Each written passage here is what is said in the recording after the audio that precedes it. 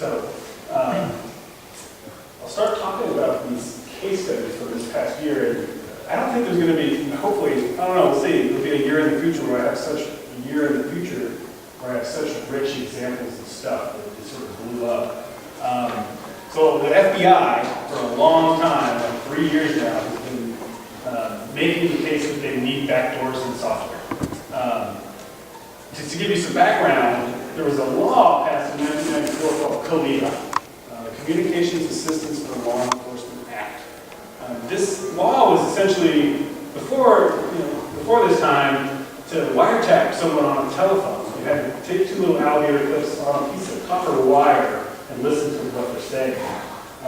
In the early 90s and the 80s even, telephony was very different. You started having digital switching, you started having all sorts of things. It wasn't wires anymore, it was all sorts of complicated stuff. And the FBI and other kinds of law enforcement agencies were finding it really difficult to fulfill wiretapping. Because they had an order from the court that said you could listen to this guy who maybe was doing bad stuff, but they couldn't actually physically do that thing.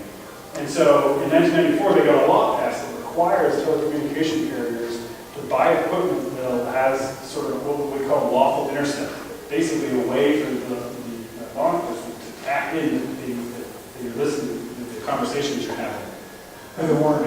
So what? With a warrant, exactly. Probable cause, too. So it's not a subpoena. A judge sees it, makes a determination that there's a good chance that this person is engaging in criminal activity, and you issue a warrant. It's a very good distinction. It's really important. In about 2010, the FBI started arguing something similar to what they were doing before, but sort of, plus, or whatever we call it, aggro, or whatever. They were arguing that they're starting to, quote, go dark. And what they were saying was, if you think about things like modern communications, like email, if you have a Gmail account, you may start the day at home, checking your email. You may go to a coffee shop, check your email. You may go to work, check your email, whatever. If they have to get a wiretap order for every single ISP that's involved in that chain of things you're moving around, that's a lot of work. And it's hard for them to do those things. And they were making the case that basically people aren't using telephones anymore, and we're having a hard time getting access to stuff that we need wiretapping. In fact, there's a really good case, and in fact, Peter Swire, a fellow at CDC, he's just a wonderful man and does a lot of good stuff, and someone he was working with, Knessa Ahmad, wrote this sort of rejoinder play. In fact, you're not going there. In fact, more and more things we do every day as citizens are being mediated by digital interfaces. They can record things that we do. And it's a golden age for surveillance. If you could capture this stuff, then you could really learn about a lot about what people are doing. And it's kind of funny talking about this now because of the National Security Agency revelations, the NSA revelations, and Mr. Snowden. We know that they have been doing exactly that, sort of in the foreign intelligence terrorism side, not necessarily the domestic law enforcement side. So the FBI argued, okay, we need to update CALEA. We need to update this thing. We call it CALEA 2. We need to make it a little bit more aggressive.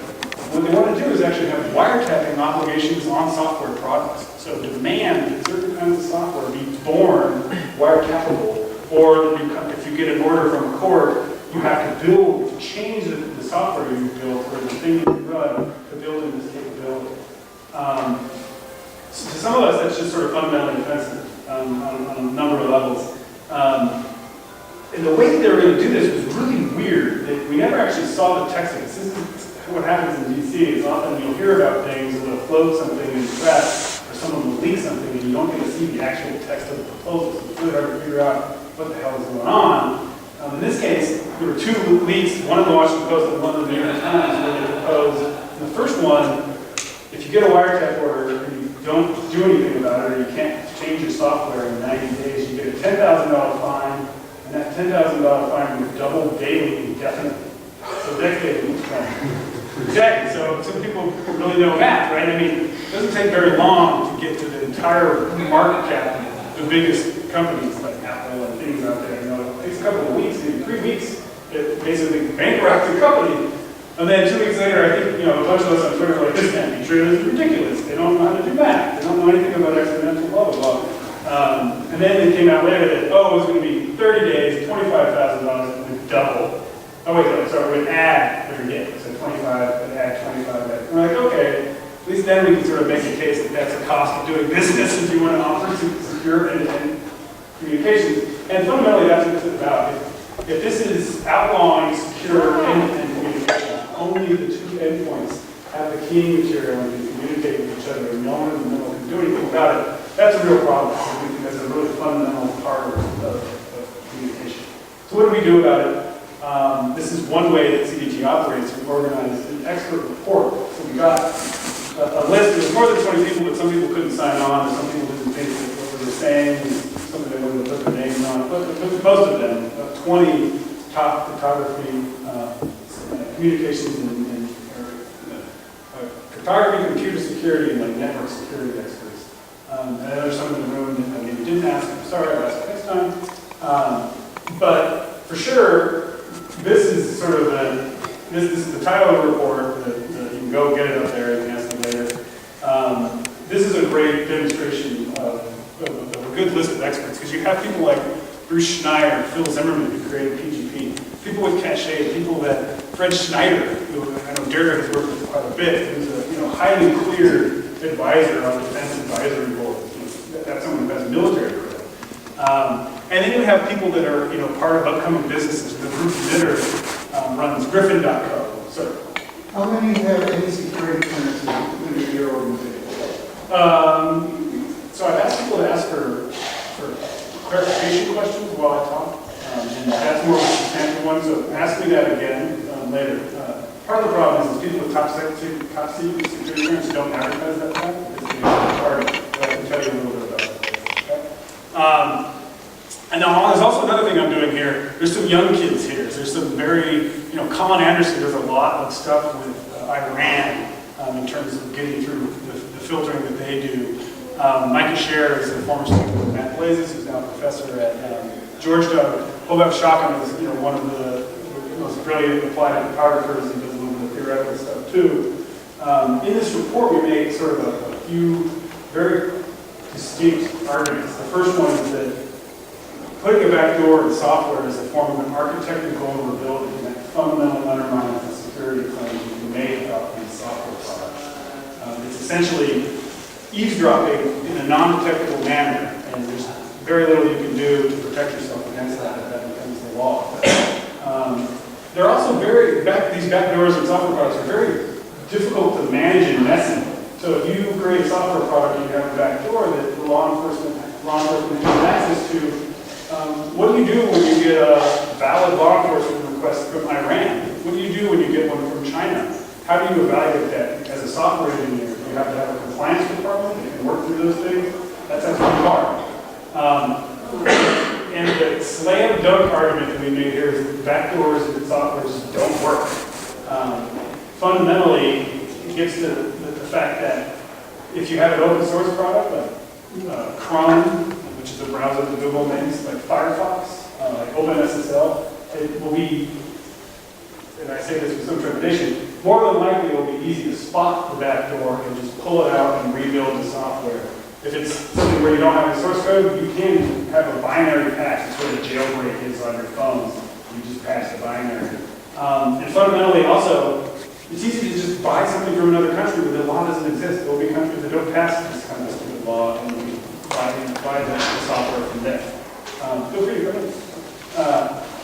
We took a subset of these guys to the White House and the Department of Commerce for meetings. So we took Ed Felton, Bruce Schneier, Eric Restorlo, and Mike Scher to the White House and the Department of Commerce. It was really interesting.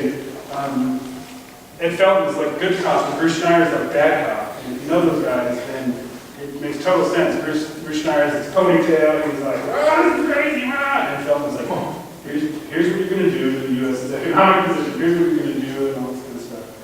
White House was sort of like, "Yeah, we hear ya." Commerce seemed like they were trying to get some ammunition for future things that they might do.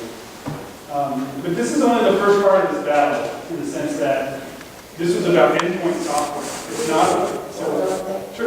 So the reason to make it with the White House and Commerce as opposed to going to meet with the FBI. Well, the FBI would meet with us. We would love to meet with them. We don't have very good relationships there.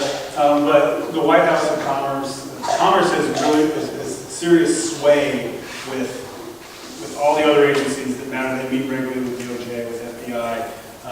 it has to get through commerce, a law like this, before it can ever reach commerce. And so commerce can effectively make it better by sitting there and iterating with them and saying, we want to solve these problems before it gets out there. So that when people think about the government, there are many different agencies, not always on the same page, and figuring out how to leverage different agencies against each other is a very important strategy. Yes, yes, and we do some of that. I mean, I think we can always do a better job of it, but we try our best to find the points where it gives us the most leverage. And anyway, this wasn't about, so this is only the first part of this battle in the sense that we didn't make any good arguments about centralized services.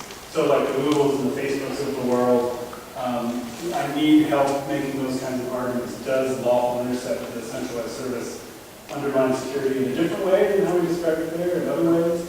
But unfortunately, it's kind of sad to say, if you have clear text, if you have access to what people are sending, like the emails and stuff like that, they will and they can compel it from you. So Hushmail about 10 years ago, a secure webmail provider was forced to hand stuff over. LavaBit more recently was forced, and they actually shut down every good stuff to the FBI, and 400,000 people's emails disappeared. But at CDT, I think it's easy to say we don't think everything should be tackable. We're going from a time 100 years ago where very little things, very few things, if anything was tappable without sort of a whole lot of effort. And there needs to be places where those things remain. And so right now there's a lot of interest in secure end-to-end communication tools. There's a lot of venture capital interest in building secure tools. Silent Circle has been doing a lot. Silent Circle was Phil Zimmerman who created PGP. It's their new business, and they created a lot of business now. And to get a little sci-fi for a sec, we will have things in your brain someday that will help support computationally cognition, help you do things with your head, even just remembering phone numbers or whatever. And that should, I'd like to think, be somewhere where the government can't reach or that no one can reach. But we're going to have to work really hard to make it like that, and it will be hard. That was May